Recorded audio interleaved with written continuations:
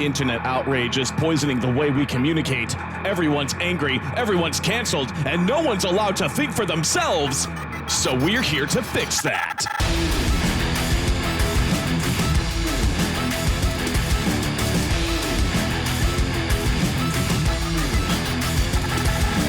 Welcome to Subtweet THIS. Hello, everyone. Welcome to Subtweet THIS. Got our lovely crew here and also a guest to have another conversation that we have here, Tom Shaggy. And then let's just have our crew members, introduce themselves a bit, see how their day is going, and then go to our guest. I'll go first. Hello, my name is Gothix. I'm enjoying my coffee this morning in this wooden cup here. Is it real wood? No, it's not real wood. Oh. That wouldn't work out very well. I got this from Walmart. Wouldn't it? Oh, goddamn, man. I hate it. I already hate Got everything. the dad jokes going. All right, you then. Go ahead, Dela. Hi, once again, I'm Dela. Not to be confused with Brother Dela, the most wokest person on social media right now. I am tired. It's Sunday morning. I wish I was still in bed. And it's fucking cold. It got cold out of nowhere. I love it. Yeah. All right. So, and we have a special guest, Tom. Hello. Hi. Hello, Tom. How you doing today? Oh, it's a beautiful Sunday morning. Oh. Like Della said, the temperatures come down a little bit. It's comfortable outside, and I'm locked in my basement talking to you three. It's awesome. That is great. That sounds like like if you didn't know us, if nobody know who we were, that sounds like a very scary situation. I'm just locked in this in this basement with all these people. Everything sounds right about that sentence. I agree. So we have Tom here today because Tom reached out to us because he agreed with a lot of things we were saying about how social media has become this new wave of if you don't agree with the masses, you are automatically labeled as either racist, transphobic, Trump supporter, everything worse, everything bad. So it's the whole fear of being able to openly share your opinion and not be attacked. Because we can all say here in Subtweet as well, mainly Vanessa could say that the minute she shares one opinion, she could say fucking mustard isn't that good, and she's gonna be called mustard hater. And I can just breathe and get canceled. Yeah, Discriminating against condiments. Yeah, I got it. So Tom Shaggy, being a cis white male, as he was so kind to let us know, what are some of the struggles you face being a cis white male on social media in 2020? You're just jumping right into it, okay? Yeah, just bam. All right. It's I don't even know if it's not even like I'm not going to sit here and be like, oh, I'm so oppressed I can't do anything, because I mean the bottom line is there's a lot of stuff going on the internet that I sit back and I read and I'm just like, oh, okay. Like I think for a while I kind of went along with it. I was like, yeah, all this stuff like Black Lives Matter and the police suck and blah blah blah, like all these people getting killed. And then the more I took it upon myself to I crossed over to reading and watching what people would call conservative news. And of course it messes up my algorithm, if you want to say that, but it started just giving me another perspective on it. And then even my own friends, my other white friends were attacking me, what are you talking? Are you defending child molesters and rapists? I'm like, what?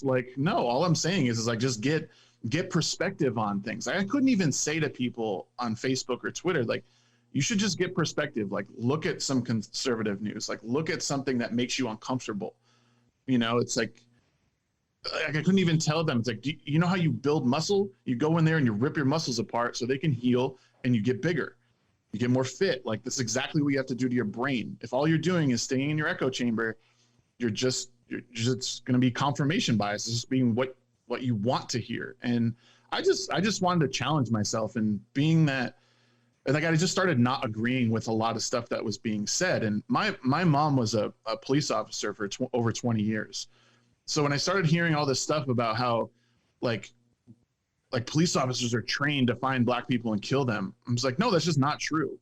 Like, and if you say that, like, there's a danger in that. Like and then this is where I get labeled as an all lives matter person. It's like, so you're saying that you're saying that blue lives matter then? I'm like, no, what I'm saying is that when you spread misinformation on things like how police are trained and what they're trained to do, you are then putting them in danger because you're putting this in other people's head that they need to hunt cops because they're hunting, innocent black people or innocent white people. Like, it's just not the case. If anything, people like that, or, police officers are trained to like not draw their weapon and not use it.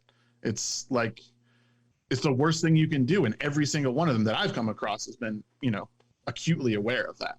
So it's just, I guess the struggle on social media now, or even in daily life, is just, if you don't fall in with the hive mind, you're, or if you don't fall in with the mob's coming for you. That's just what's happening. That's scary. That sucks. It sucks. It's scary. So is it safe to say that do you consider yourself a conservative, or what do you consider yourself? No, I always recently I thought of myself as like a centrist and like left. So, because I still hold some like liberal ideals and everything, but like I'm not like fully like, yeah, keep your guns, but like I don't have a problem with them. I think there's certain guns that people shouldn't have and certain like attachments, but like I don't like to. I hate using the words left and right because it puts people in these boxes that. Like, and those boxes are on the extremes now. They're not even like, it's not even a big box anymore. So I'm more of a centrist and definitely left of center. I was finishing up work last night and I'm like, how are we going to do this podcast tomorrow? I was like, I need, like, I don't even want to be like a politically affiliated anymore, because if you're on the left, you're like branded as this person who like likes to burn buildings down and like destroy everything. And if you're on the right, you're racist and you're xenophobe, and it's like there's no good place anymore. And even the center, people are like, oh, well, you're on both sides. Well, that's even worse. Yeah, you're useless. You can pick a side. Yeah, you gotta with red or you with the blue. You either with the fucking elephant or the jackass. Which one? It's like people don't even. The thing is like a lot of people aren't even aware that there is a middle ground when it comes to like political parties or anything like that. So whenever I'm talking, and I'm always talking from the perspective of I think I identify more with libertarian, and anytime I get into any type of political discussion online, I have to preface with,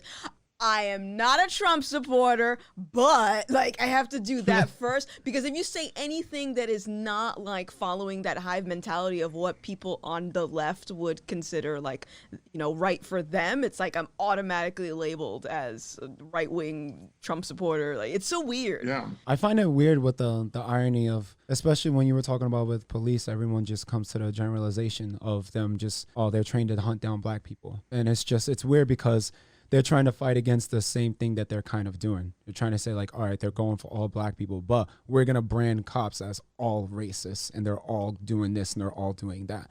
So it's weird, the hypocrisy when it comes to that. And also what you mentioned with the hive set mentality is that it seems like it's okay now that everyone that remains in their echo chamber, it just does a lot more harm, because I think it desensitizes people up to the point where it's just like they feel like they're being attacked literally for listening to other ideals. So they take like, okay, when it's to a specific topic, instead of being like, having a critical mindset, thinking of it from both sides, they actually get really defensive. They actually get angry because they're not used to stepping out of their own zone. When you're in a space where everyone's literally repeating the same shit, you think that nothing else is right. And, that, to be honest, that's kind of like what happened, I would say, with me and Nessa. I was always hearing the same exact thing all throughout college and, throughout my family. Everyone believed one thing, but to be honest, there was never any context behind it. I was always told, I wouldn't say like I'm not a Republican, but I was always told, yeah, they're all just, rich white men that care about the rich. And then I was just like, how? And then I was told, it's just the way it is. There was no context behind it. There was nothing. There was nothing to like defend, because from what I always thought is that there's Republicans, there's parties, but everyone wants the same goal, and that is for America to prosper. We just have disagreements on how to go about it. So how do we have this party if it just wants to harm us? How do we have this party that's for good? I always question that, until like this year with a lot of things happening, it did open my eyes up to a lot of things, and it kind of made me, if anything, more disgusted with how things are now. And I think even more now, people are just being more desensitized to like even just human life. Like one of the things that disgusted me recently was with police. And they had like, was it Thank a Police Day or like give thanks to police. I think it was like yesterday or the day before yesterday. And it was trending on Twitter and people just put it with fictional characters. It's like, oh, the only police that I like are the ones from Brooklyn Nine-Nine. It's like, oh, the only police that I like is from that one black cop from Cloudy of a Chance of Meatballs. So it's just, to me, like, That's the best cop. Yeah, he was dope though. But like, it's just disgusting though. Because people are like, oh, these are the only police that I'm thankful for. And I know that these are by very young people who don't know shit, who haven't experienced that shit either. Like, you know, I was born in the 90s. Like, I was born in 91. I don't feel oppressed. I haven't experienced any of that. I'm about to be 30. I know damn well some of these kids are born in 2000 who don't know what the fuck oppression is or even have experienced that. So it's even more disgusting hearing about that. I saw you were about to speak. No, I think it's fucking stupid. I think that, like, especially because the fact that a lot of these kids, because that's who they are, kids, are feeling this fake oppression that they never really experienced before. It's like, okay, hypothetically speaking, something happens. Who are you going to call? You're going to go to Twitter? I saw you comment on that the other day, Dela. Yeah. It's like, when you need help, you're going to go to Twitter and find help? Because like it's so fucking, pardon my French, retarded. I'm sorry. Like, what goes through people's heads? Like, oh, all cops are bad, such and just defund. Just last night alone, I was reading an article in Rochester, New York. 24 people were shot. It was a shootout, and 24 people got shot. Not one, not two, not a baker's dozen. 24 people were shot. And guess who the first people they called? The fucking cops. They didn't go to Twitter and go, oh, Twitter, my friend was shot. Please send likes and prayers and donations. No, the police. Like, I don't know where people think they're going to get their help from. I really want people who are listening to this podcast who agree with defund the police to tell all of us, who are you going to when someone robs your ass, someone breaks into your house, someone hurts your family member, somebody freaking vandalizes your car? Who are you calling? Like, I don't get it. And there's no plan, and it just pisses me off. I posted the other day. I'm sorry, I'm going to rant because I'm frustrated. Do it. But yes, not too long ago, I posted like the stats on how New York crime and murder has went up in August alone. Fucking 53% in murders. 5-3 in August alone. what is the response that you get when you post stuff like that? What's the response? It's quiet. It's white noise. It's white noise. It's just no white one noise. wants to be attached to that. No one wants to see a like on there. No one wants to challenge it because they can't. Nobody. It's just even I find that peculiar because, like, normally, even regardless, anything I post, you know, even like I tweeted the other day, I was just like, you know, I need the police. We need the police. To imply that all police are bad is to imply that all civilians are good, and that's not the case, right? I saw that. That was good. Yeah. And you know, I even had some rebuttals with that. You know, well, actually, this happened to me, blah blah blah blah. But the thing about that is when you present somebody with raw facts, showing the fact that crime is going up, homicides are going up, and stuff like that. It's like, it's not rocket science to me. It seems like a very simple equation, right? You have less police and a lot of people who may or may not be indulging in criminal acts, either because they're in poverty or because there is some type of cultural influence there, because we already talk about how, like, hip hop culture glamorizes that type of, like, gang thug life. So it's like, okay, what's your rebuttal with that? Are you just going to ignore it? Like, I feel like it's just simple math. The rebuttal is the CIA put gang violence in the 80s. Oh my God. So that's why. And the crack epidemic is because the government gave crack in the 80s. Like, we're going to constantly live in the past and not change. Yeah. And it's crazy because yesterday driving home, there was a man walking literally on the freeway.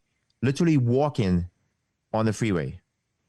How did he get there? I don't know. The cops drove right past. The cops drove right past because they're like, I'm not doing this shit. Yeah. And another thing, I was watching that show Lovecraft Country. Yeah. I was watching it, and like I was sitting there, and I was just like, wow, this, everybody's happy. It's an all black town. It's happy. Everybody's having fun, dancing in the streets. Everybody's chill, right? Are you about to spoil something? Don't spoil it. I'm not I feel spoiling like you anything. are. I'm just saying, why is it that as the black community, we can't go back to that? Where everybody's in the streets having fun, being safe and everything, without Pookie from down the block shooting his friend because his friend didn't press the dude. Like, why did we go from having fun in the streets, being with ourselves? You got the cops being assholes. Like, you're going to have asshole cops. Let's not get that wrong. You're going to have that one asshole. There's always an asshole cop, no matter where you go. But why can't we go back to where we're having actually fun in the street, looking out for each other's community instead of trying to like harm each other? What happened? What happened from that time, that era, to today? I remember when all of this started before that I told Nessa that I feel like right now, like not even for it to sound weird or anything, I feel like a lot of white people feel very like silenced, like they can't say anything, they can't have an opinion. And no matter what, I know a lot of people are going to try and relate this to things that have happened to the past. To me, that's wrong in every sense. And I've had a lot of Caucasian friends who I've talked to that kind of talk to me like if they can have permission to talk about things. And me, I find it fucked up that it has to be that way, because no matter what, since I always think this, I feel like with Caucasian people that you've kind of been policed on when you can talk about things. And that's personally how I feel when it comes to like my community, where it's just like, okay, when this all began, all right, y'all need to be on the front line, say something, use your privilege. We need you now. But when it comes to other things, it's like, no, shut up, sit there. It's like when it comes to the other things, all right, you can say something now, where it seems like very hypocritical when it comes to things. So I just wanted to ask, like, do you feel like on some topics that you sometimes just need the okay to talk about something, or does it feel even more tense now? Well, I mean, yeah, and not that I need anyone's like sympathy. Like, I'm a grown ass man. Yeah, like, I know. You know what I mean? It's just one of those things that, yeah, I mean, especially now, because I'm the problem, right? I'm the master in the master slave complex. Like everything that I do is made to keep Clearly people of color down. Like, I go get a gallon of milk, it's somehow oppressing someone else. And like that. And that mentality is just. Where's my hat? Where's my hat? Oh shit! Continue. It's just, yeah, it's counterproductive because, I've never thought that in my life that what I had to say was any more important than what any of you guys had to say. Like, never once has it occurred in my life that like, well, because I'm white, it like everyone's going to hear it. And because they're, black, no one's going to hear it. And that doesn't matter. Like, it's never been a thought that went through my head. And the fact that I have to think of that now, just like a good example, like when I was a manager 10 years ago, the first thing they teach you as a manager, like when you start going through like training and stuff, is like, don't touch your employees. Don't touch them. Don't, even if you mean to like touch their back, like, hey, nice job. They say, don't do it, because someone will misconstrue that as sexual harassment and you'll lose your job. And I thought that's ridiculous. Like, no way. Not 6 months after that, there was an incident where something potentially harmless became something totally not. And the guy lost his job. It was a really big deal. And obviously I can't go into details because it's all like legal stuff. But it was just like, the point is like, you're always tiptoeing around something now as like a cis white male. It's just like, why can't we have this conversation? Like, why can't I come to someone who I think, the person I trust with information, and they can talk to me like a friend? Like, people should know, like, I'm not here to, and I think the majority of, especially my white friends, like, are not trying to oppress anyone or trying to do anything bad. They're if anything, they're trying to think rationally on both sides of things. Like, they're trying to take into account what you've gone through, what I've gone through, and like what is actually happening in the world, and, it's just, it's a problem because and I was going to say this before, is like, there's no context in things anymore. It's a string of tweets. And people think like, oh, well, there was a twit longer, or there was a string of 10 tweets all together. Like they explained it all. I'm like, no, they didn't. And there's people whose job it is to provide context, and that's a different subject. The news does a horrible job at providing context a lot of times. But, Yeah. you know, when people talk about their experiences, or if I come to someone and I say, hey, like, listen, my mom was a cop. Like, I dealt with this stuff my whole life.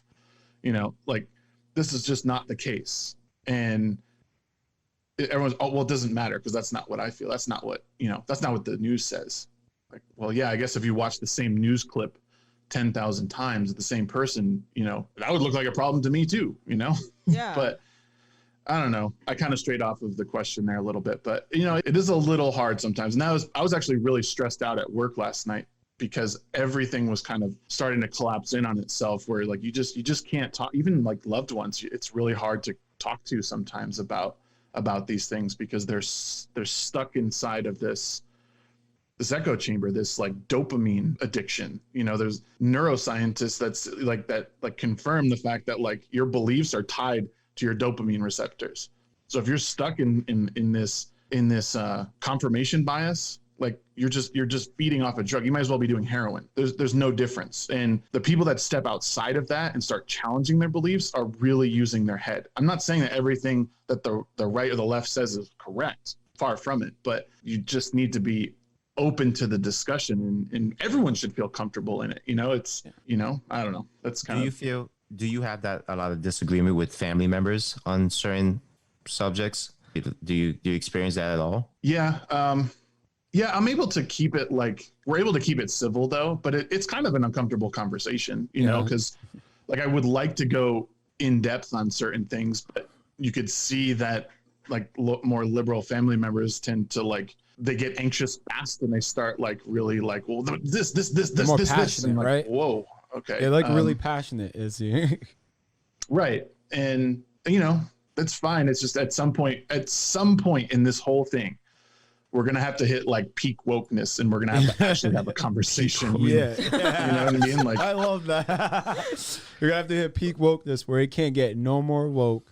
And eventually we're going to have civil discourse. Yeah. And that's just it. And like, this is part of the solution, right? It's about having a longer conversation on things that just make us uncomfortable. Like it's, you know, you guys have done a really good job of making me feel comfortable in this space, because like, it's not easy having this conversation and knowing that other people are going to hear it. You know, I'm sure I'll get lots of pushback on my own, but at some point I just have to stop caring, because Twitter, I love all people that I follow on Twitter. Like, it's just at some point you have to expand and grow out of, you know, where you were, you know, and we all need to do that. We all need to like, and you said something before, Dela, I think, about this American way of thinking, and but like, I feel like that's the problem a lot of times on the left and right, is people are trying to do like, we're Americans and we need to do this. And it's like, people need to I think that people need to concentrate more on being the individual. Yeah. You know what I mean? That's what I always say. Right. And like somehow that was lost. Like when I was growing up, like I was born in 85, like it just felt like then it was about that. Like, of course there was like, you know, standing up Pledge of Allegiance in school, but it was about doing well for yourself and like learning so you could be independent to go on. Like, you know, they press hard in high school to like go to college and like, you know, make a good living for yourself and be smart. But now it's just like, what either side you're on, it's like you either like America, keep my guns, or it's like just everyone stay together and let's all burn this down together and we're Americans and we gotta. It's like, wait, what? Like, what happened? It's like I'm just in the middle. Like I'm just trying to eat breakfast. You know, I'm just trying to go about my day. That's it. Yeah. So I know I asked you at the beginning of the show. So you're a streamer, and you said you're moving into podcasting.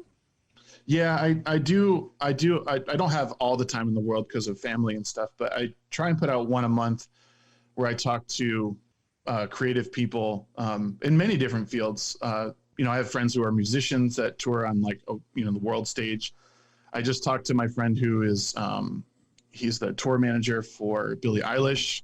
Like, I mean, I talked to like a whole range, and Twitch streamers, like friends that I had like, you know, years ago. And just get an idea of like their creative process and like what they, you know, and I do in long format. So like longer than this, generally close to 2 hours we'll talk. And it's at the very least, if we're not talking about anything political or polarizing, it's just about people getting used to the idea of talking to someone at length and 280 characters. Because I mean, between Facebook, Instagram, TikTok, all those fucking things, like, it's people just don't take the time to sit and speak with one another anymore. It's a real shame, you know. And it's too much work to do that. Yeah, it's too much work to hear another side of the story. I think I don't even think it's too much work. I just think some people are just afraid of being told that they're wrong, or afraid of being presented with the idea that maybe they're not as educated as they thought they were on a specific topic.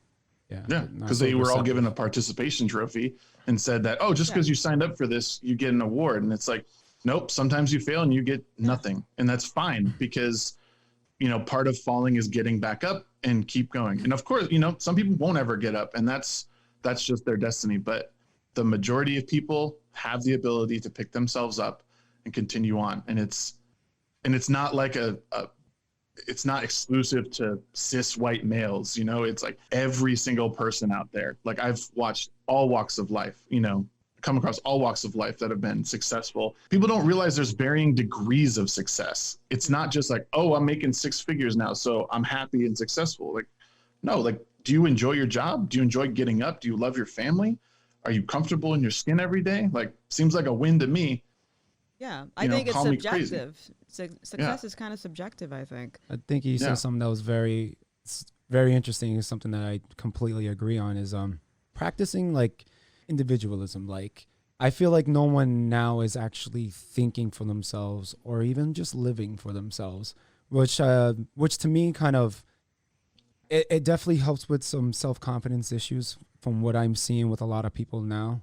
And you can kind of tell with the way that people act, with the way that people speak, is that it's something that I think that's not being preached, especially to the youth, is honestly thinking for yourself and being your own person. How right now we're seeing a lot of people just being reactive to things instead of just, all right, something happened, let's sit, think about it. It's just like, no, we're going to use pure emotion. I'm going to go by what someone else said to make me angry, so thus I'm going to be angry. And I really think that is because of people not really thinking for themselves and not really just living for themselves. I know that there are people who practically live on Twitter who just look at, you know, tweets, and they're basically on autopilot for like other people and not themselves. If you really cared about yourself, if you really thought for yourself, you would do some critical thinking, because that's the best way to go about making a better you. Like you said, like, you know, we're working out. One of the best things is like, if you just do like an isolation exercise, you're just doing your biceps. All right, cool. You got big biceps. You do a compound movement, you're working multiple muscles at the same time, thus making you look better and more efficient, because those are the best exercise when you're working out multiple muscle groups, not just one muscle group. And you're doing the same thing with your mind. So I feel like no one's thinking critically. No one's really trying to be for themselves. And it's just alarming. That's why people stay in their echo chamber. And it's just like, everyone's just playing off of each other's thoughts, not their own. I feel like, you know, what Sar was saying, like today's youth, you know, they're not really thinking for themselves. And it's just like, how can they how can they practice individuality, where every kid nowadays wants to be the next influencer? Everybody wants to be a replica of the next Logan Paul or James Charles, anybody, because it's just like, you gotta remember, like, a lot of today's youth is just, as you said, on social media and Twitter and YouTube, and all they see is these young kids being successful by some doing absolutely nothing. And it's like, I want to be that. I'm going to follow what they're doing. And there's a lot going on in the world, but they're so focused on being the next influencer, because let's be honest, like, these influencers really influence kids and push agendas and objectives to these kids. This political stance. So they're like, I'm going to agree with that political stance too. I don't know what this person's stance is. You know, everybody's like, oh, vote for Biden because Biden is better than Trump. Anything's better than Trump. That's what everybody's saying. That's everybody's mindset. It's like, okay, what are the political stance that you agree with Biden and Kamala Harris, right? Yeah. It's Kamala Harris on. What political stances do you agree on them with? Oh, well, you know, he's and she, it's better than Trump. Like, you're just going to vote for somebody without knowing what their political stance is at all. Yes. at all. Are you listening to any of these debates? You're just going off of better than Trump. Yeah. Yeah, that's How do all. you how do you vote as a big brain American go off of things like that? I mean, it goes back to what you were saying about kids wanting to just be on YouTube and social networks and stuff. Like, it was bound to happen because this is the first like real iteration of technology, right? Like the internet. No, I don't know if anyone saw the internet going the way it did, right? I mean, it's a fact, no one did. So my generation of like people, like I remember dial up, and even before that, broadband and all that. These kids are being, they're being raised in a broadband internet, like you just connect to everything at all times. But there was no one knew how to deal with that. And like I said, I think it was inevitable that this generation of kids was going to fall into this. It's now my job and anyone else's job, like you guys having this podcast, if you have kids or if you do have kids, like to teach them like moderation. It's okay to be on the internet, but it's very important that you connect with people outside real life. Like I watch kids come into, I work at a restaurant and I watch kids come in constantly and they sit there on their phone and they're either playing games or they're on TikTok or they're on whatever platform you choose, and they don't know how to disconnect from it. And because their parents didn't know that they needed to, reel this stuff in, we're in the position we're in. It's nobody's fault really, but we need to take the steps to let people know that it's a little dangerous to remain in these spaces for too long, because like we've talked about a lot today, you stay in this echo chamber, you stay in this like-minded loop of thoughts and everything, and you need to break away from it. And you guys know, sitting down with someone and sharing like actual air with them is so much better. I know it sounds weird in this COVID world that we're in, but you know what I mean? Like just sharing the same space as someone and physically like giving them a hug or, having a conversation about what's going on and not being in your phone. Like it's pretty special, which sounds strange to say now, but it's the truth. So it's just it's an unfortunate position we're in because no one saw what the internet was going to become and how it was going to mold. But now that we know, it's our duty to help kids in the future. Yeah. I think about that a lot actually, because I do remember like dial up and like the progression of it, and those are the good old days, man. You got mail and it was just spam, it was a junk and all that crap. Those AOL CDs in the mail. Yes, I would decorate my wall with AOL CDs because I was a weirdo. What? Yeah, I was weird.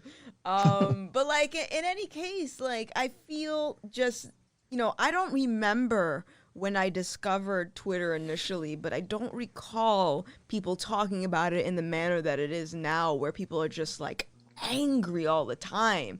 And then when you look at like some of these interactions, especially like the younger generation where they've always just been connected to the internet, it's like I don't think they have a grasp of how to have an actual conversation in the real world, because I like to compare social media interactions kind of like to working at a job. It's like when you work at a job, you're going to have other employees that you may not like, you may not agree with. And this is especially true with like streamer culture. So on Twitch, I like to think of like streamers as independent contractors. Like you're not an employee, you're just an independent contractor. You go on there, make your money, you leave. But for the sake of the argument, I like to say pretend they're employees. Like, would you send out a mass email to all of your coworkers berating somebody because you didn't like what they have to say, or would you like publicly try to like berate them in front of the entire office because you don't like them? It's like it's not realistic. Like, how do you deal with conflict resolution in real life? How do you entertain opposition, or do you entertain opposition? Like that seems like a very sad and lonely way to live, to just like not want to hear anything but only those that agree with you. Like that's just weird to me. They're doing God's work. I mean, people who are, I know people are on Facebook who will like, they'll go through other people's profiles and find, some heinous comment they made or whatever. And then they'll send it to their employer.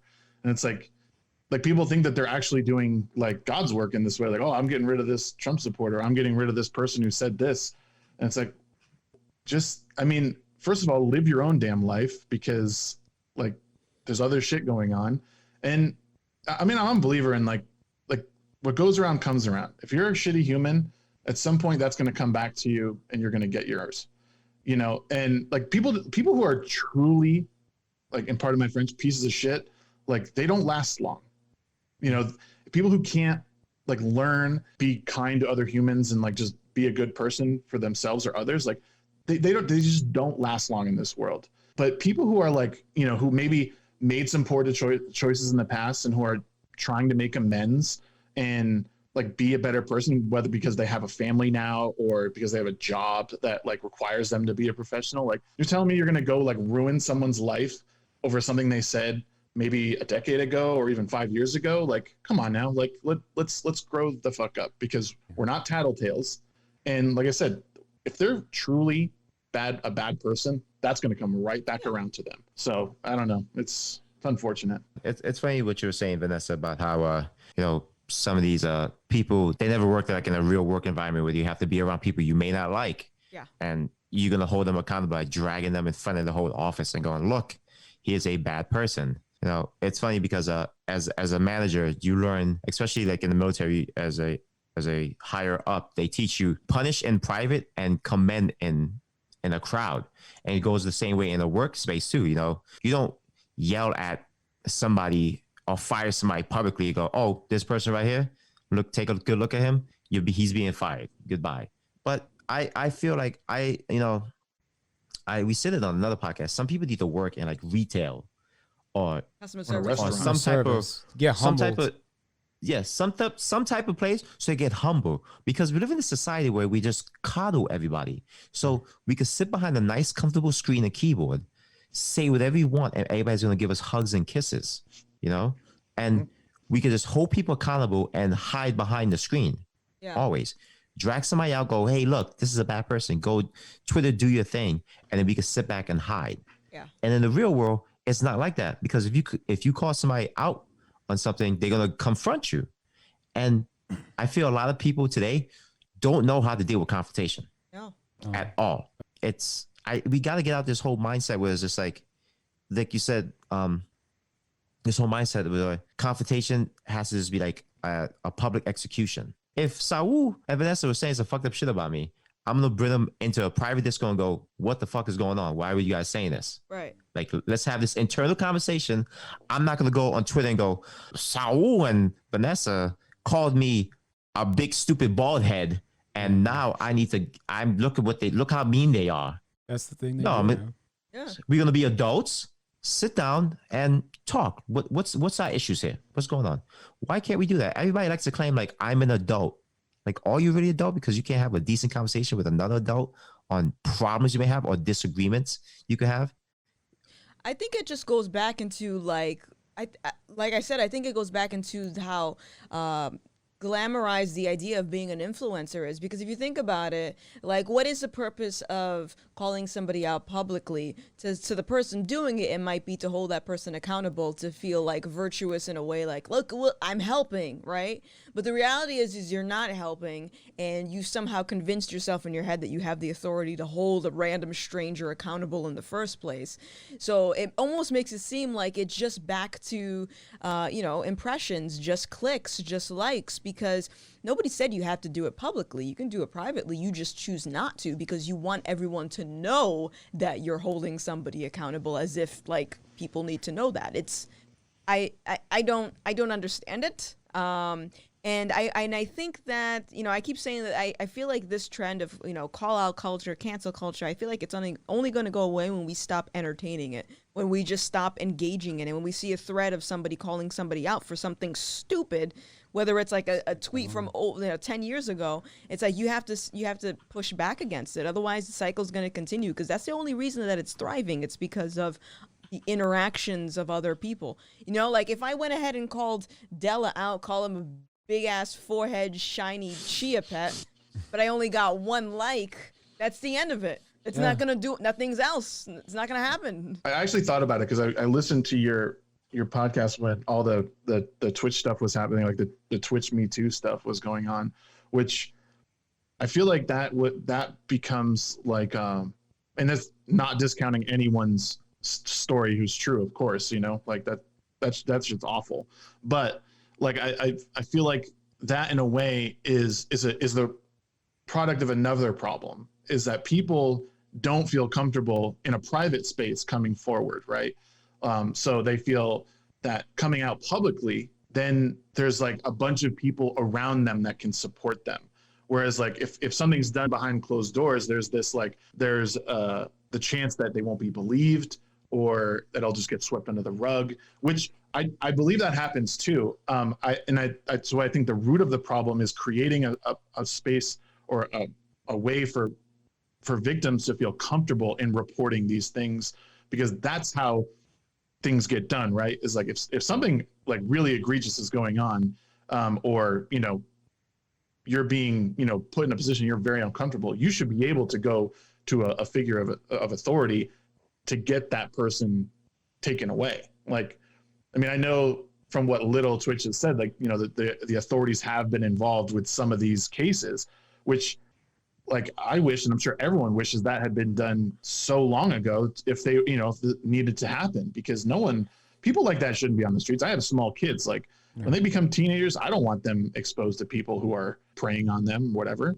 But like I said, I think the real problem is making people feel safe in the first place and secure in going to report these things. Cause I know it's not easy, and I think, like I said, I think that's why people like go for that mob mentality. Cause like, then they're like, oh, well then I'll get everyone rallied behind me. But then it snowballs into this thing that I'm sure some people got caught in there that, maybe made one poor decision in like, in their early part of their life. And now that they've been called out on it, or even vindicated in some situations, they're screwed. They're not. And I like I said, I listened to your podcast about this, and you had talked about how awful it is that, like some people just aren't going to come back from their accusations. And, some people don't deserve to, but, I think there's some, like I said, the ones who are vindicated, like they might not ever recover from that mentally, or like, in the real world. So personally with that, like, I feel like even with like the Me Too thing, because you made a good point, like maybe that's the result of some people not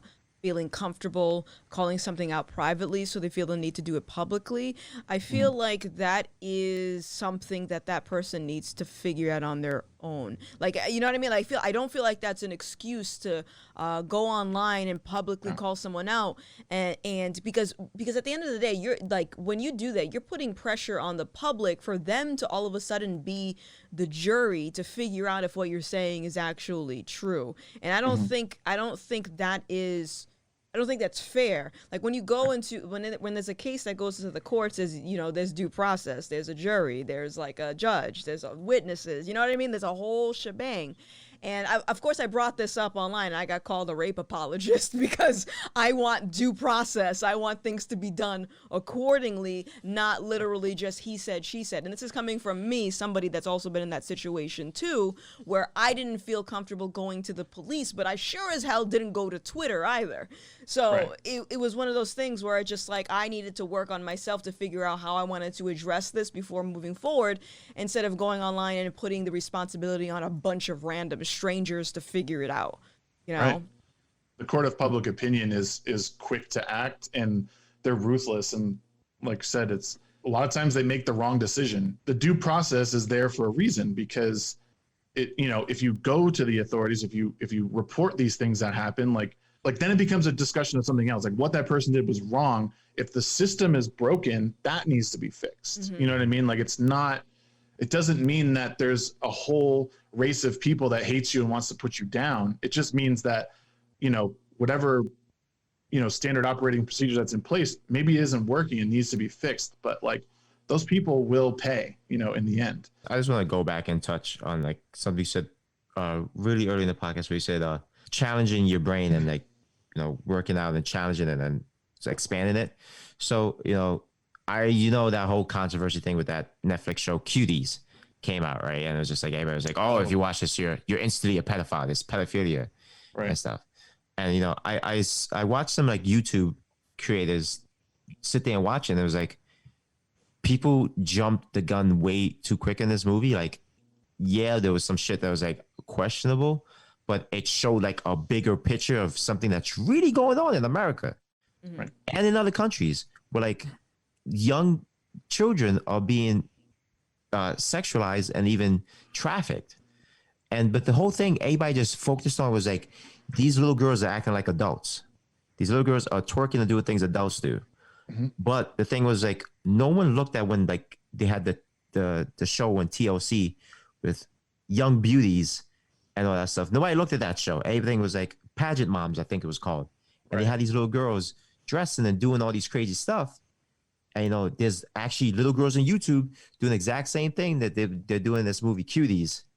Nobody's looking at that. But because Netflix put it in your face, everybody's like, oh, no. And I feel like as a society, we need to, you know, before we jump and judge something, we need to actually sit there and go, okay, let me actually sit down and understand why people are mad at it. Let me watch this movie. I haven't watched the movie because I just don't feel comfortable watching the movie. That's a comfort box. I'm just like, you know what? I don't feel like stepping to that comfort box right now. I would stay in this box. I watch a whole other movies, but me, I'm just like, you know what? I don't think I'm comfortable enough to watch it. No, I'm not going to sit and say, oh, Dela, you don't think you're uncomfortable watching because you're a pedophile. No, I don't feel like watching the movie with little girls freaking twerking doing shit. You know why? Because I can look outside and see little hood rat girls doing that shit. Yeah, I'm definitely on the other side of that because I've seen a lot of videos too, and I'm just like, I know you can send across a message, but you don't exploit children to talk about exploiting children. So that's definitely even without seeing it, I've already was told like multiple YouTubers who have reviewed, I'm definitely not comfortable seeing it. I think that you can get a message across without actually doing what the message is. Like, you know, oh, we're talking about exploiting, like, you know, children that are being exploited sexually and everything. Let us show you these zoomed in shots of their ass shaking and everything. It's like, no. So I think differently about it. It's not something I'm ever gonna be open minded to. Literally, like it's one of those subjects where it's just like no, like it's just like nah. It's not like, oh, don't jump the gun. It's like, nah. The second that you have children who I think shouldn't be involved in a lot of situations at a certain age, especially like at 11. Where the synopsis was like, oh, they joined a twerk group and blah, blah, blah. It's like, bro, you don't even need to see the movie to see that that's going to be something. I feel like, do you feel like a documentary style format would have been better? Yes. Yeah? Yes. Like, here's what's going on in these dance troops. Let's talk about For it. these type of messages, that's exactly what it involves. And then that will get people's attention more than... You know, it's just like, I understand you have like this fictional story, but from what I've seen and from what I've heard, very uncomfortable scenes where it's just zooming in 3 minutes of literally a little girl shaking her ass. It's just like, no. Like I get the deeper message. I know people are really trying to look into art a certain way, but to me, that's one of those things that shouldn't be touched unless you use the medium correctly, which should have been like a documentary. That's straying away from it though. But I feel the documentary would much better. That's also one of the problems that we face in there is, like, I agree with what you're saying, but there's the clip culture part of it, right? That, like, the movie is about this. It's a commentary on America or whatever, but people clipped where they wanted it to be, and they made what that was about. So anytime I see a clip of something on Twitter or Facebook, I see the video and I try and find the actual full video somewhere else, because there's too much context lost in things. You can clip anything anywhere you want to make the point that you need. And it's, once again, misinformation, and news outlets do this too. All the time. Like, misinformation does way more harm than good, because it's just lying at the end of the day, you know? And I can't stress enough to people, as a parent, it's hard. It's hard work. There's nothing easy about raising kids. There's nothing easy about trying to provide good context for kids. And that's all kids have, is they watch what's going on. They absorb what's happening in context, every move you make, because they can't talk and they don't really understand you for the first couple of years.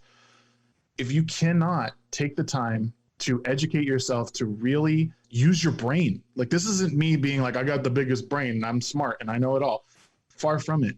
But you need to make the effort to just not take what you see for face value. You need to go out and you need to just vet those ideas in those news clips, because sometimes they're not true. Sometimes they are, but it's a shame that we're in this place, and it's a shame that we don't have a candidate or candidates that want to like really put pressure on news media, because like Biden is just kind of like absent-minded at sea. Like I couldn't tell you what he even stands for, and Trump is just incites like this like vitriol on both sides, you know. And it's like neither one are doing good for anything. Like I know my conservative friends have told me some good things that he's done, and I can get down with that. Like if he's done a few good things, great, but how he talks to America and how he talks to his constituents is, I can't get behind that. And like if you're going to be in the highest office in this country and arguably the world, you need to have some couth. And that is on us as like content creators, as parents,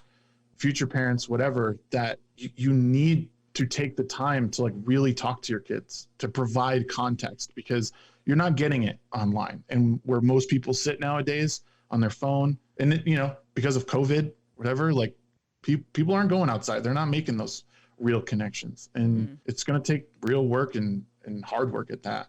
People got short attention spans, so they limit everything to just wanting to see a clip or a couple of sentences of like, this is what I believe. Like, especially like when it comes to headlines with articles. And from what I'm seeing with articles and when people even put tweets, they put their opinions as facts. And I think that that's a really big problem when it comes to even articles, news. And like, I've went on like even just some articles in general. I was speaking with Nessa. It's just like these people are literally putting their opinions and putting it as a factual thing. And people do that on Twitter all the time too. Just like what Dela was saying, it's like, I mean, if you have something to say it to me. Instead, they put something about a person on Twitter and put it like, this person's this, and this, when it is your opinion and not a fact. Right. And people just hop onto that really quick. So I think we see that in all everywhere basically, and like in news and streaming, and people are literally just trying to put their opinions as facts. And I hate that, because then now it's eliminating the fact that you can't have an opinion. So it's like, hey, these opinions are facts, but it's eliminating the fact that you don't have an opinion now. So it's funny that you said the whole clip thing, because there was this whole thing I posted on Twitter where a clip of a YouTuber said something about comparing consumption of child pornography. So before I reposted the clip, I was like, maybe there's more context to this. So I did my research, and all the context kept leading, and all his examples kept leading. It's very weird. I was just like, this guy got like, I don't know. Like he compared it. He compared consumption of child labor to us buying PCs and knowing that those parts that have been mined by he compared consumption of child pornography to child labor. So we're buying PCs and everything, and it's child labor and in these countries and everything, we're consuming this stuff. So you shouldn't be mad at somebody that consumes child pornography. It's just like, where did you get those two together? Because those two are two different things. Right. Like child labor is a whole different creature. Is their point of view from the angle of, well, I didn't manufacture this PC part, this child did. I didn't record the child pornography, someone else did. So is it like that? Let's put in the blame on someone else. It's the consumption of the consumption. So like, don't be mad at the person consuming it because you don't know the intent of why they're consuming child pornography. Excuse me? I know the intent.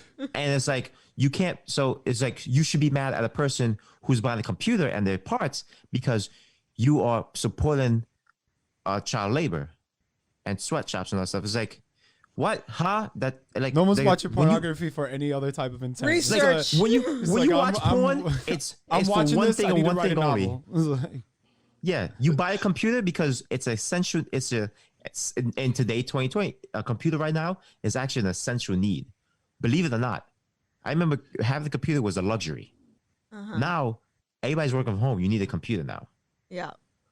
But yes, I was saying the clips. It was on my Twitter. Like, I know people were trying to say like, no, you're taking out of context because blah blah blah blah blah. He's edgy. It's like, what? That's not edgy. That is not edgy.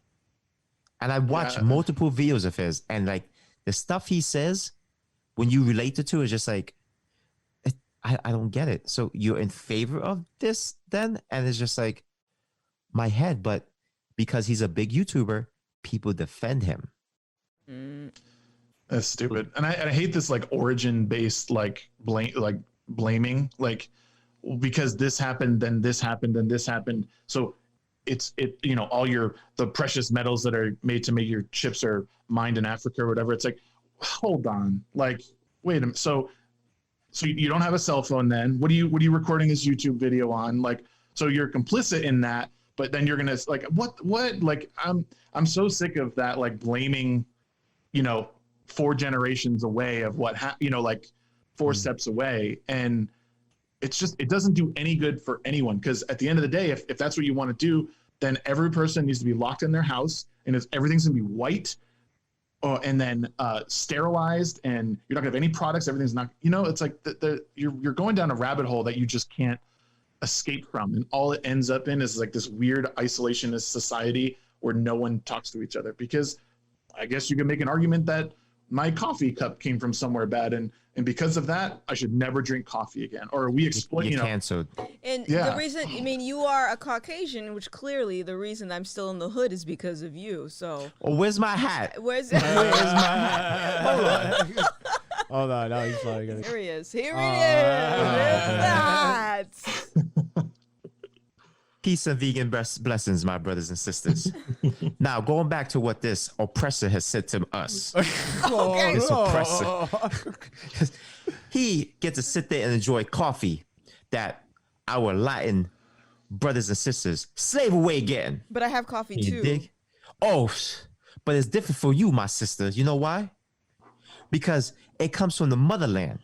It comes from the motherland. It wasn't stolen from another country. Can you dig? Can you dig? Yeah. But this oppressor can sit here and tell us that he get to enjoy a hot cup of joe, while many of our brothers and sisters can barely enjoy a hot cup of meal. You know what I'm saying? Can you dig, my brother? Can you dig? Can you dig? He get to drink his milk. Why does a white man like milk? Because it's a reflection of himself. Oh Can my you dig? god! I hate it. I hate it. Notice when we drink our coffee, we like to lighten it because we hate ourselves. We hate the darkness of the coffee. Saul doesn't though. It's black. Because he loves himself. So if you put milk, if you add milk into coffee to lighten it, you hate yourself as a black person. There we We gotta go. stop that. It's all. Can you See, dig? I understand now where the Can you dig? anti-blackness comes from. There it is. It's my There coffee. you go. There you go. So Brother Saul, keep drinking that coffee black like you were as the king. I'm sorry, Tom. I'm sorry, Tom. We're just having Oh, fun. no. I don't think he's some oppressor, okay? Jesus Christ. Somebody gonna be like, I was gonna say that's gonna be clipped, and I'm just gonna be smeared across. Look at them gang up on this innocent cis man. That would be the irony for this to get clipped. And it'd be like we were literally just. I talking hope about it gets this. clipped. I know, want it to right? get I hope it clipped gets so clipped. bad. So it's just be like, bro, just go to it. I think us laughing, I think it will give away that it's not a real I thing. just want to be angry about something, anything at all. I'm just over it. We need more laughs in the world. You know, I posted that news article from like back in 2017 where it says unarmed black man shoots cop. Oh my god! And then somebody said, well, this happened back in 2017 and, you know, a little bit of research. It's like, bro, it's for memes. It's funny. We need the funny. I know it's a real story, but it's just funny how it's worded. Like, we need more laughs in society today. Do you turn the news, it's just horrible. When you could sit here and make like dark humor jokes like this, like me calling Tom like an oppressor and stuff, like I don't know Tom. Yeah. I met the man on the internet. I don't know. For me to call him oppressor is fucked up, but he's laughing. We're all laughing about it. It's funny. Tom, do you feel targeted right now? No. Okay. It took too long to answer. So maybe Yo, you look scared. You look scared. See, you all right. It looked like it was just like. somebody gotta clip that and put like the Who Wants to Be a Millionaire thing, and like when it slows down and it zooms in his face and he's like, Right. A, yes, B, no, C, stay silent. You gotta put like D, Vietnam smile. flashbacks and put black and white and zoom in on his face. I know. Oh man.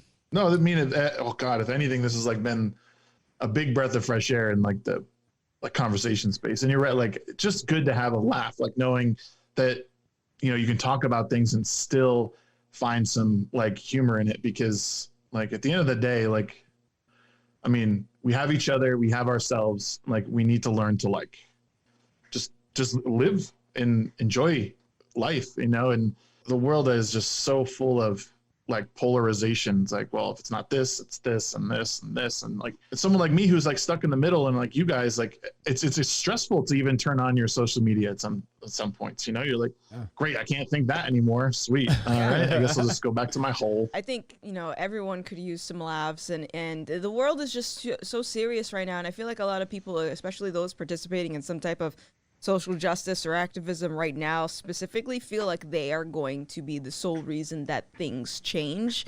And it's like there are literally trillions of people on this planet. Like the world is still going to be burning by the time you get back to your PC.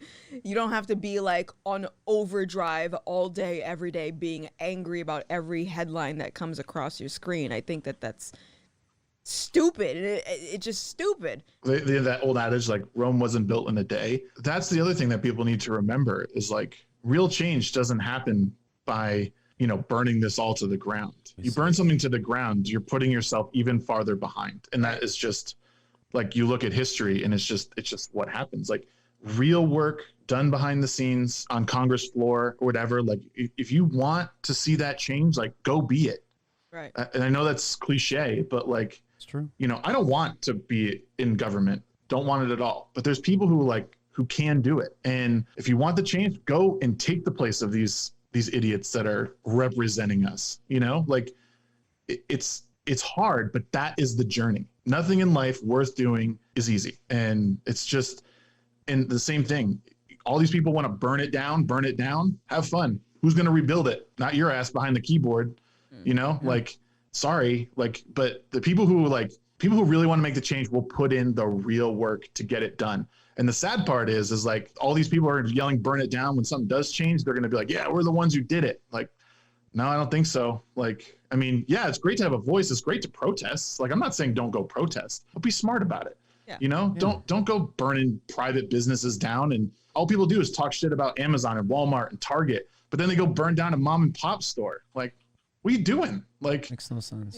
right. It's easy like to these just people burn like shit put their down. life into it. If anything, Sorry, like, so- if anything, no, from my like, if I was a business owner and I was watching all this unfold on the news with people saying like burn it down and then people rioting and stuff, like I said, protesting is fine. There's a very big difference between protesting and rioting and looting and burning shit down, deliberately being malicious. And you know, if I was a business owner, that would, like, me seeing that would be like, I am not hiring this person, that person, this person. Like, you know what I mean? Like, I look at that as bad behavior. We were all raised a certain way to know that stealing is bad, arson is bad, you know, violence is bad. Just because you are angry at something doesn't give you an excuse to all of a sudden be able to do those things. And some people have convinced themselves of that otherwise. And it's a little bit, I don't know how we've derailed from that, but like we got to start knocking some common sense into people, because I don't see how they're gonna be on the other side of this when we're out the other side. Like, what's gonna happen after that? Like, I just saw a video of this random person like looting a Target and taking all this shit, and like, is that person going to complain that they can't get a job now when they've already been broadcasted to the world that they're a thief? Like, I mean, be realistic. Reparations. Be realistic. You got reparations, then you don't need a job, I guess. I hate the opposing argument with people saying, oh, so I guess you're valuing property more than human life. My rebuttal with that is that whenever you commit any crime, whenever you're going to try to destroy someone's property, they have every right to enforce their own force upon you. So to me, it feels like you're devaluing your own life by destroying someone else's property. Because best believe someone can just pop out that shop and shoot you. And you know that that's a possibility. So when people try to say it's like, oh, you value human life more, it's like, no, that person didn't value their life enough to want to destroy someone else's property or go on someone else's private property. Because that is a fucking right. Let's be real. Like, for people to be angry at that, it's very like crazy. It's just like, no, you have no right, you know, to attack me for destroying your business. It's like, yes, I do. You throw a Molotov at my business, don't think that the repercussions are just going to be, oh, well, you know, probably shouldn't hurt him or anything. It's just like, no, I hate that argument when people saying it's like, no one's life is like, you know, a building's not worth more than that. but there has to be accountability for the person that's actually doing the crime. Are they valuing their own life, their own livelihood to go and do this and do something like this to what? Send a message because you're angry? We got the message that everyone's angry, but it's just like, if you want to challenge that anger and put it into actual work, like Tom was saying, where you can go and make a difference, channel that into something else. Because it's easy to fucking burn something down. It's easy to throw a brick at someone's car. It's easy to go assault people like people are doing. What's not easy is to actually put that work and do something productive with it in order to better society and your cause and your movement, because you're just devaluing your own movement by committing the crimes. It doesn't make any sense. And it goes too to, like, when people are saying, the idea of context is really important, because when someone, like, when there's an instance where someone, whether it's white or black, gets killed, if they're unarmed and they get killed by a cop, they get shot, like, there's been instances where, like, the news reports on this thing, but what they don't tell you is that the guy is trying to run over the cop with his car. So he discharges his weapon because he's about to get hit by a car. Like, the guy is trying to actively kill the police officer, but that doesn't fit the narrative. So there's no point in putting that detail in there. So that's them not valuing someone else's life, because everyone wants to stick up for one life, but they're not willing to do the other. And, like, sorry, but that cop probably has a family too, or maybe he will one day. There's this, like I said, lack of accountability on all sides. Doesn't mean I'm insensitive to the side that was killed. It means I have a brain and I can empathize with all sides. Like, I don't want that guy to get killed. No, I'd rather him go to jail, hopefully learn his lesson and get out and maybe make something of himself. Yeah. I don't want anyway, and I certainly don't want the cop killed. I'm not going to tell the cop not to discharge his weapon and just take the car and hopefully he walks away paralyzed. Like, no, got to do what you got to do. And that, like what I said earlier, like, my mom was a cop for 20 plus years, and they are taught, like, restraint with their weapon. They're not pulling it out willy-nilly, like, hey, what's up? They're taking it out because they are threatened. Their life is threatened. And that's not to say, once again, because we got to footnote everything. Disclaimer. Not everyone follows those guidelines. Of course there are bad apples in that, and they do things, like the Wild West, but it's just not the norm. And the numbers speak to that. Like, all you got to do is look at police interactions in deaths, which is, that's a whole other can of worms that people don't want to. That's Nazi propaganda. Don't you bring that up. I know someone Don't you said bring that right? up. Someone said you said Nazi propaganda. I That made a was whole weird. video on just, like, things I saw, wrong with the BLM movement and why I don't support the organization. And somebody came at me and said, I never thought I'd see you spout Nazi propaganda. And I asked him, I said, can you tell me what does that entail exactly? It's been like 4 days. I still haven't gotten a response back. It's just like to even say that. Are you and- on a platform, like, yelling and, like, doing, like, the Hitler speech and, like, I don't know. angrily banging on the podium? Is that what happened? Do they People mean throwing up Do they mean people throwing up the reading? Wu-Tang sign? Is reading? I think that's another problem though too, especially now, is that people just say some crazy shit with no context to it either, and just say, but like, yeah, that's Nazi propaganda. It's just like, first of all, I am genuinely curious how you came to this conclusion. Like, from what you've heard, from what you've seen, even if you were to clip me, where? You're not woke enough. You don't see the fucking you don't read in between the lines like these people do. Yeah. They look for every little thing. They go right there. That's a Nazi propaganda right there. Because Hitler made speeches, and you're making speeches now. Boom, Yep. Nazi propaganda. All right. You just got to get the buzzword in there. As long as you get your buzzword in there, you get your clicks, you get your likes, Yeah, retweets. exactly. Exactly. Our guest over here has to get going, so we're gonna wrap this up. So before we all say our goodbyes and everything, Tom, go ahead, tell people where they can find you. On pretty much all social platforms at the Shagsworth. I'm on Twitch, Twitter. I don't really give out my Instagram, but it's, if you ever go to my Twitch page and you watch me, it's on there. But yeah, I'm just a lonely little streamer and cis white male with thoughts. That's all. That was Do a you- great finisher. Do you think there's anything that specifically that you hope people can take from this or not take from this, because you mentioned that you were a little bit nervous to, like, talk about things and stuff like that? Do you feel like this would help? Yeah, I mean, I think my takeaway is always like, just put in the work, you know, like it's really easy to hit the retweet button. It's really easy to, you know, share a meme on Facebook, but like realize what you're doing before you do it. You know, there's just misinformation and half truths are lies, and they don't help anyone. Like, and like, there's more than two sides to things. There's not just the far left, it's the far right. There's everything in between. And it's a beautiful place because it allows you to think independently, which is way more empowering than, you know, following the hive mind. Because at the end of the day, if all these people are going to jump off a bridge and you're going to follow them, like, you know, like it's, you just need to do the work. You need to think for yourself. And people ask me all the time, like, or they used to anyway, like, why would you want to bring a kid into this world? And I just look at them like, well, this is my chance to make the difference. Like, I can raise a better generation. Like, I can't do that otherwise. You know, I just applied for a job that I have the opportunity to work with underprivileged young adults to help them transition into a career. That's some like really fulfilling work that I hope to accomplish, and something I can do outside of my family. Like, people should be striving for that. And I hope that this conversation that we had today is like a good like starter for people to realize, like, even as a cis white person, like, you can still ask questions. You know, it may be a little bit more difficult and it may be a transition, you know, to have the conversation with your friends who are of color, but like it can be done. And, you know, stepping outside your echo chamber, it's like the best thing you can do for yourself. It's yeah. very fulfilling. Hell yeah. All right. Facts. Okay. Facts. So, okay, so let's wrap this up. My name is Gothix. You can find me on YouTube at Gothix TV. And that's it for me. Y'all can go ahead, do your thing. I'm really My plugging name is my Dela. stuff. You should plug in your Plug Twitters. something. Yeah. I don't even know my name.